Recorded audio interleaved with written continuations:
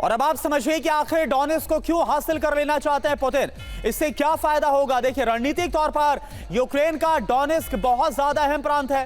Donetsk रूस के कब्जे में आया तो सैन्य बफर जोन बनेगा।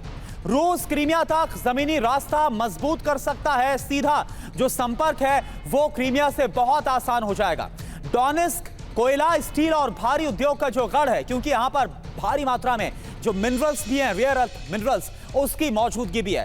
कोयला खदान, स्टील फैक्ट्रियां रूसी इकोनॉमी के लिए बहुत ज्यादा ये फायदेमंद साबित हो सकता है। यही वजह है कि अब डोनेट्स्क का कब्जा छोड़ने के लिए बिल्कुल भी रूस तैयार नहीं है। एक और बड़ी खबर आपको बताएं, पोक्रोवस्क में रूस को बड़ा झटका लगा है। हमले में रूसी बख्तरबंद वाहन तबाह हो गया। यूक्रेन ने रूसी सेना को आगे बढ़ने से रोका है। ये देखिए आप।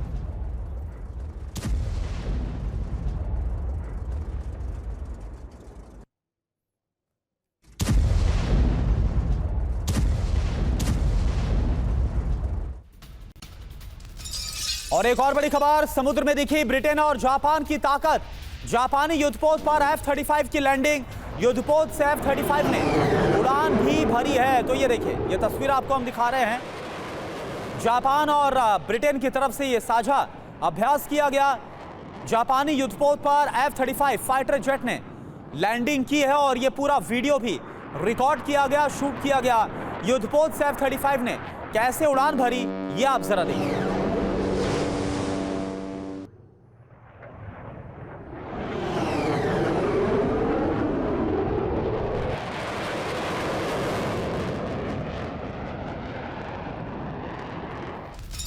और एक और बड़ी खबर, भीषण आग की वजह से जला है एक लग्जरी यॉट।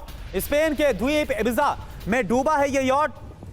यॉट का नाम डा विंची बताया जा रहा है। ये देखिए आप, इस पर जब आग लगी उस वक्त की तस्वीर आपके सामने, और उसके बाद ये यॉट डूब गया।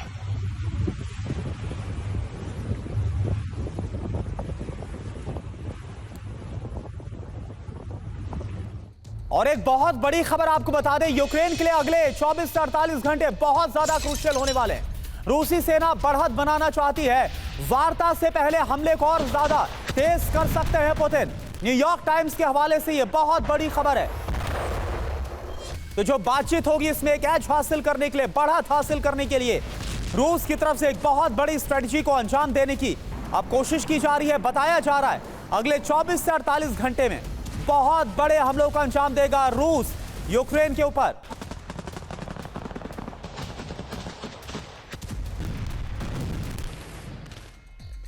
तो 15 अगस्त को होने वाले शिखर सम्मेलन से पहले पुतिन की क्या रणनीति है, यह भी आप समझिए। रूस ने युद्ध क्षेत्र में तेजी के साथ बढ़त को हासिल किया। वार्ता में सौदेबाजी के लिए यूक्रेनी इलाकों पर कब्जा। जितने बड़े इलाके पर रूसी कब्जा होगा, वार्ता में उतना ही प्रॉफिट रूस को होने वाला है। पुतिन वार्ता में कब्जे वाले यूक्रेनी इलाकों को रूस का हिस्सा बताएंगे।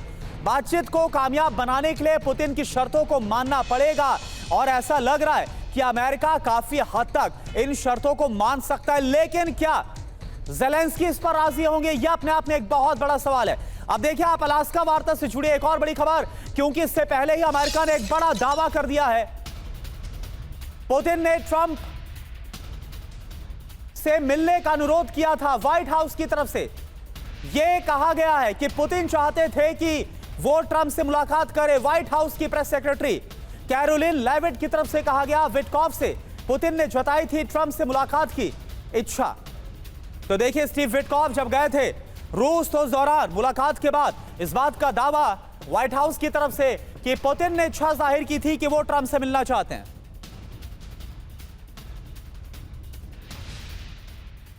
तो 15 अगस्त की महामुलाकात की इनसाइड स्टोरी क्या है, यह भी अब आप समझिए। दरअसल व्हाइट हाउस का दावा यह है कि ट्रंप से मुलाकात के लिए गिड़गिड़ा रहे थे पुतिन। यह कहा गया पुतिन के अनुरोध पर मिलने को तैयार हुए हैं ट्रंप। अलास्का मीटिंग का मकसद जल्द युद्ध को खत्म करना है।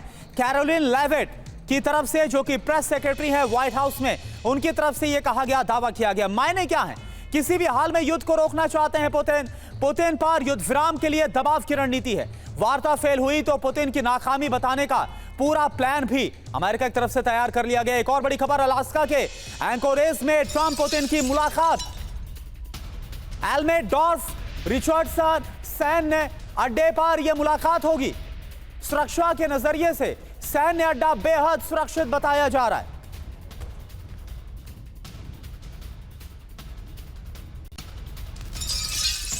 और एक और बड़ी खबर, मंगलवार को अमेरिका रूस के विदेश मंत्रालय की बातचीत, मीटिंग की रूपरेखा को तय करने के लिए बातचीत यह हुई है।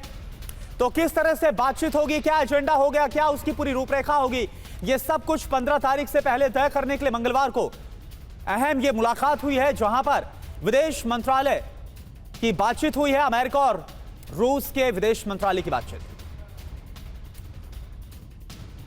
तो देखिए, जहां मुलाकात होनी है, जगह तय है अलास्का का एंकोरेज के एलयस्का रिजॉर्ट में ठहर सकते हैं पुतिन। जी हां, खबर आ रही है, रिजॉर्ट में 3 प्रेसिडेंशियल स्वीट है। रिजॉर्ट के पास हल्के विमानों के लिए एक छोटा सा हवाई अड्डा भी मौजूद है। तो ऐसी जगह को तय किया गया है जो रूस और अमेरिका दोनों के लिहाज से एक तरह से बीच की लोकेशन है। अमेरिका का अलास्का, और दूसरी तरफ यहां पर सुरक्षा के लिहाज से भी जो प्रबंध है, इंतजाम है, वो काफी कड़े किए गए। तो अलास्का शिखर सम्मेलन, पुतिन के लिए विशेष सुरक्षा के यहां पर बंदोबस्त किए गए हैं। बेरिंग स्ट्रेट के रास्ते अलास्का जाएंगे पुतिन, यह खबर आ रही है।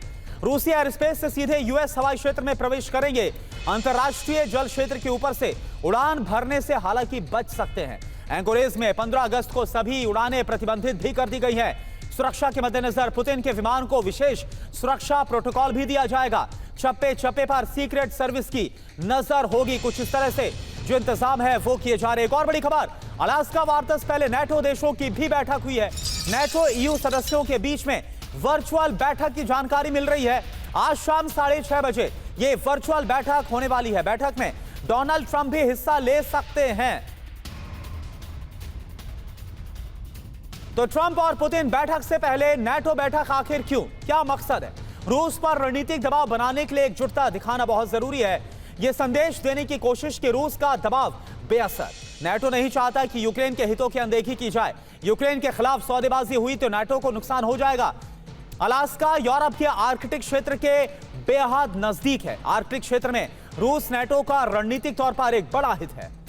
अब देखिए, एक और बड़ी खबर ज़ापोरिज़िया से है, जहां पर ज़ापोरिज़िया प्लांट में भीषण आग की खबर आ रही है। न्यूक्लियर प्लांट में दिखाई दे रहा है धुआं। प्लांट के पास हमले से आग की आशंका है। यूक्रेन के ऊर्जा मंत्रालय की तरफ से यह चेतावनी है। उकसावे वाली कार्रवाई विनाश लाएगी।